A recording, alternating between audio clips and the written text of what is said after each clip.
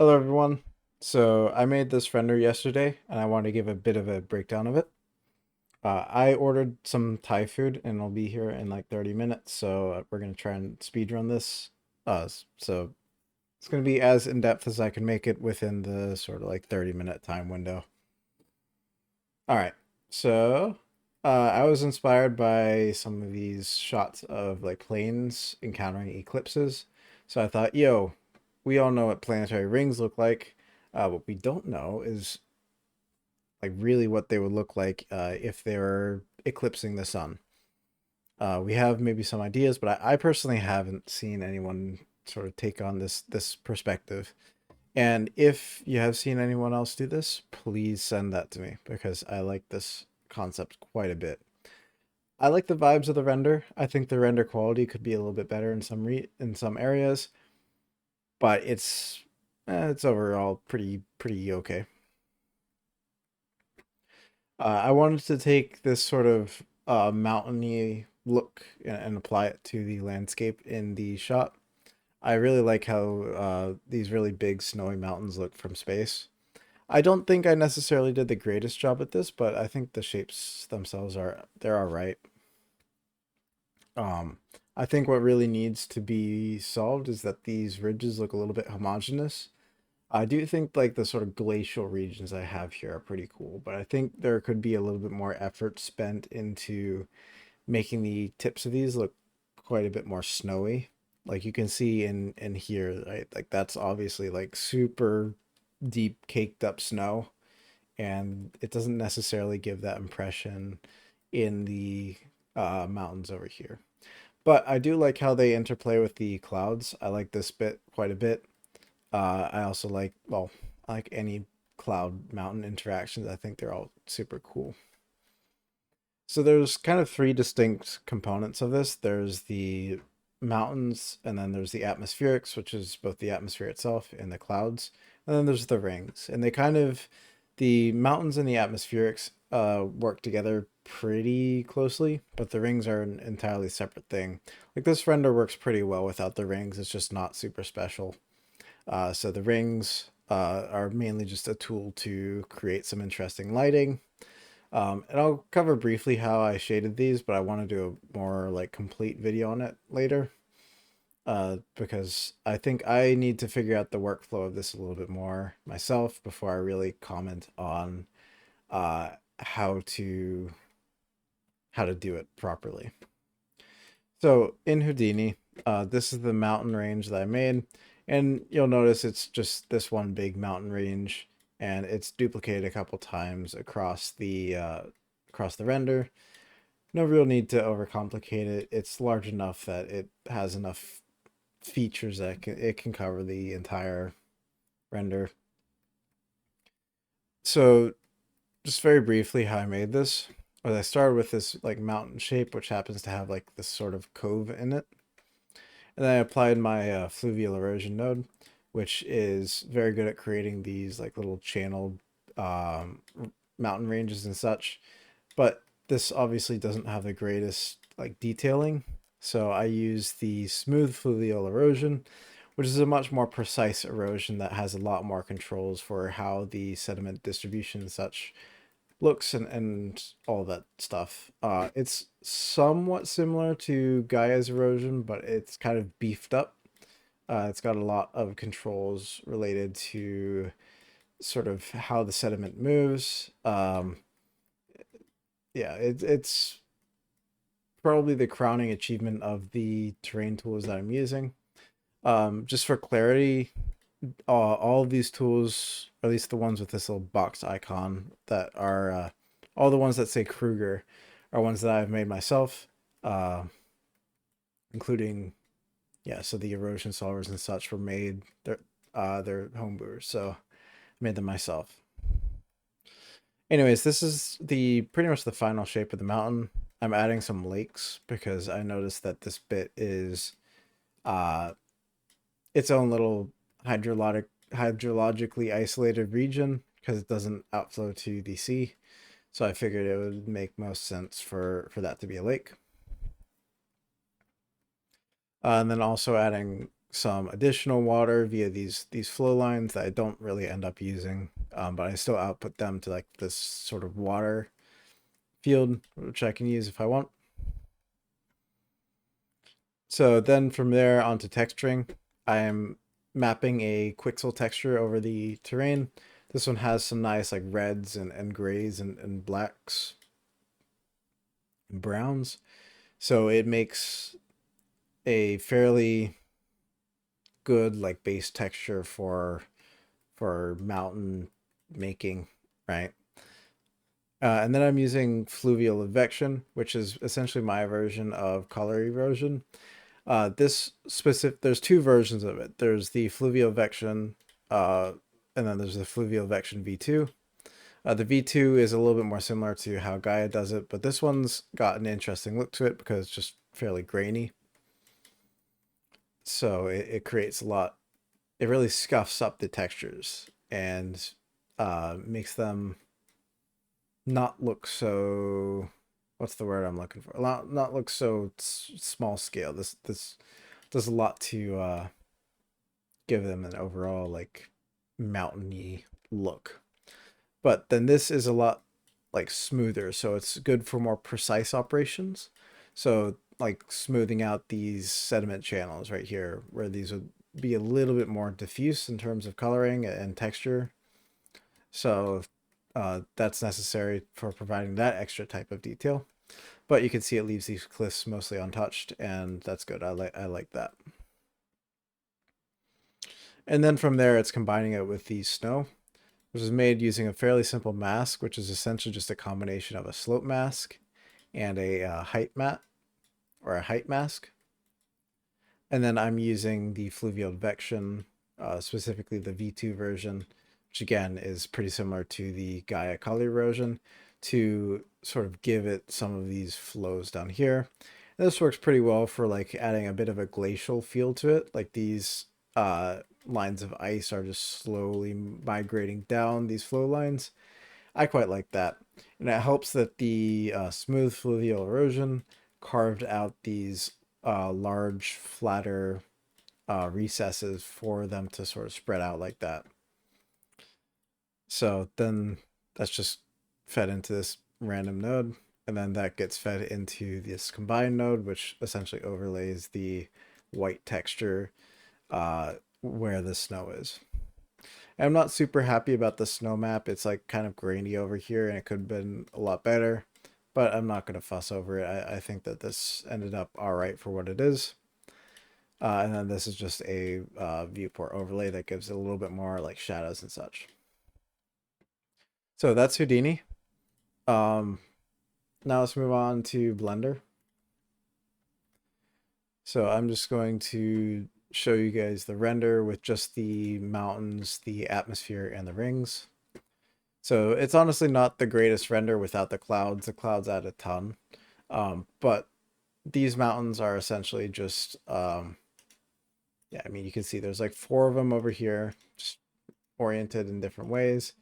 And this is again, probably, I don't think there's any twinning going on. I didn't notice it. It's pretty hard to spot. There's one in the background over there. So I just wanted to fit these together in a way that felt somewhat natural. And I hope I accomplished that. One of the challenges I had was sort of blending them into the sea, and I didn't come up with a very good solution. But the lake, like water mask that I made, where is it? It's like here, yeah. This does have like mostly sea on the boundaries, so I was like, I could just add this in the, uh, like, uh, in the shader, in the mountain shader, but I need some way to kind of blend this together. And because the surface is curved, that's another dimension of weirdness. So what I ended up doing is I ended up using a shrink wrap onto the planet surface, uh, and then subdividing and displacing after that, and then sort of feathering the edges using this mask that I made. So it's just mixing between the ocean shader and the transparent shader. And that solves a lot of the harsh issues, but or the harsh boundary seams, but it creates this little region of like darker stuff, and that's kind of unfortunate. But I just solved that by covering it with clouds, and yeah, no one's gonna notice. So let's talk about the clouds. Actually, let's talk about the atmosphere first, because I think I forgot to cover that. This is essentially a carbon copy of what we make in the Planet course, which is releasing, or it's mostly released as at the time of recording this. I'll put a link to it in the description because I'm not going to cover a lot of the more basic elementary stuff because like literally already perfectly covered in there. But it's a very close copy of the atmosphere shader that we make in that course. It's just got some exponential fall off. That's how we're getting the density. I just encourage you to watch that course if you want to get this type of atmosphere. There's no use in me repeating myself here. But and the clouds, by the way, there are two types of clouds. Um, these guys that I have enabled right now that you can see, these are texture-based clouds, and these are also covered in the Planet course. So again, not going to go into huge detail about these, but what I do think is interesting is how they interact with the mountains. So I took a lot of care to orient these in a way that would make them have these interesting interactions where there's like these cloud oceans that are kind of running into these mountains and creating this interesting effect. You can see this in the reference or in the references. Not so much in this one. Uh, Actually, not so much in this one either. Maybe I'm just a moron. This one was a good reference for like how fog and stuff happens, but it also has these like really thin wispy clouds above the mountains, which I also wanted to recreate. And that's just another cloud layer that's sitting quite high on the yeah, it's quite a bit higher. So it's these fellas. And again, these cloud layers are pretty much carbon copies of the ones that we created in the Planet course. So I just recommend watching that if you want to know the specifics. But just to give you guys a look of what this is like fully rendered out, this is like my favorite region of the whole thing because it just adds a lot of character to these. And this was otherwise a fairly boring region, but I really like how the clouds interacted there. And there's another like sea of clouds area over here, which I thought was pretty sweet. And you'll notice these clouds, if I go to my Blender, um, currently, I know it's super noisy. There aren't any clouds over here. These clouds right here, these are VDBs. And the reason why I'm using VDBs is number one, I get to art direct them a little bit better. And number two, they're volumetric, like they're designed to be volumetric. Now, these are using a volumetric shader and such, but VDBs are just raw volumetric data. So you get a lot more, you can simulate them like you would simulate clouds, right? So that you can get, instead of just essentially making the texture like a height map for your clouds, you get like full 3D overhangs and whatever, just cloudiness. These guys are also VDBs down here, all these really puffy ones. So let's enable the VDBs, and I'm going to disable the cloud layers. And I'm also going to disable the atmosphere just so that this is a little bit more interactive.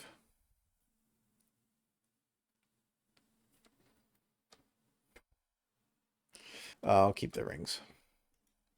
So if I'm just going to sort of select these so you can kind of see what's going on there. You'll notice very quickly that these aren't, like this is a single VDB here. This is another one. These aren't like single cloud VDBs. These are whole cloud, like fields of clouds, right? The reason why I'm doing that is because number one, arranging individual clouds at this scale is just incredibly tedious. And number two, these actually look better because clouds that are close to each other will interact with each other. And that creates a lot of interesting effects that are not otherwise seen. And by the way, these specific clouds, as of today, are on my Patreon. So if you want them, you can find them. The full res versions are like super crazy detailed. As far as I know, they're the most detailed clouds that are like publicly available. They go They're about the same like resolution as the WD the Disney Cloud. Um, if you have been in the volumetric rendering cloud rendering space for a little while, you know what I'm referring to. If not, don't worry about it. Um, some of these have up to billions of voxels, so they're really detailed. And I'm only using, I think, the quarter resolution versions of these. So the full resolution versions are on the $25 tier of the Patreon, and then the half resolution ones are on the $10 tier, and then the quarter resolution ones are on the $5 tier if you want them. And all of these clouds are up there. They're pretty sweet.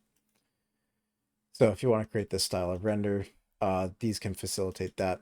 Also in the Planet course, we are simulating these clouds. So if you want to do it yourself, that's another option.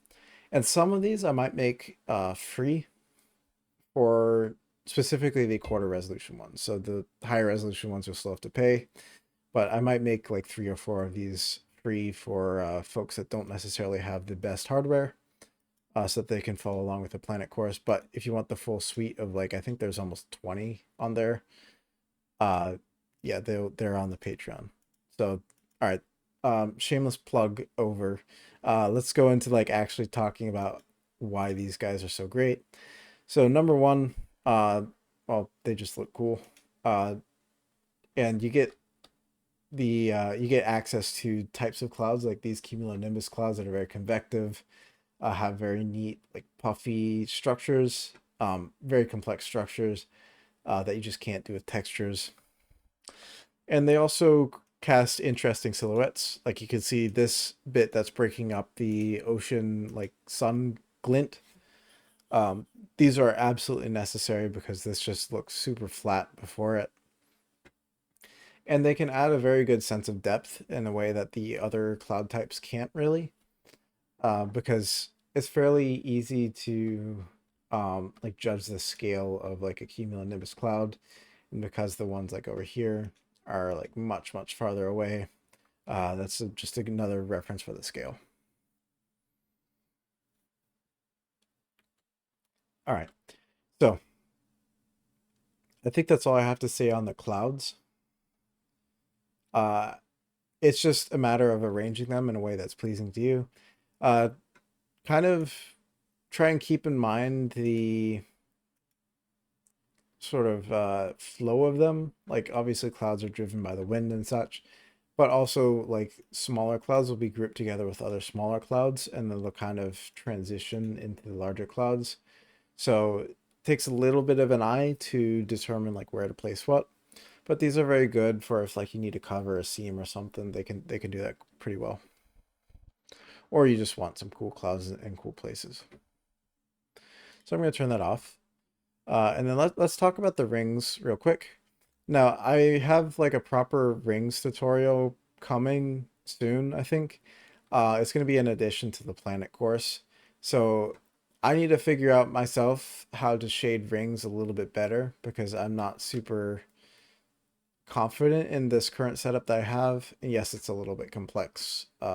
So, but just kind of the gist of it, what I'm doing is I'm using a volume scattering setup for the look of them, but only for the look of them. For anything else, like the indirect light, I'm using this setup that I have, which I'm just going to enable, which is just, I think it's, yeah, it's like a translucent shader and then a diffuse or a principled shader.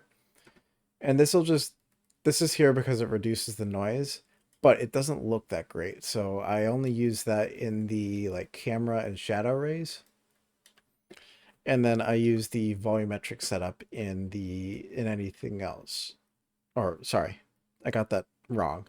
I only use these in like the anything that's not the camera or shadow ray.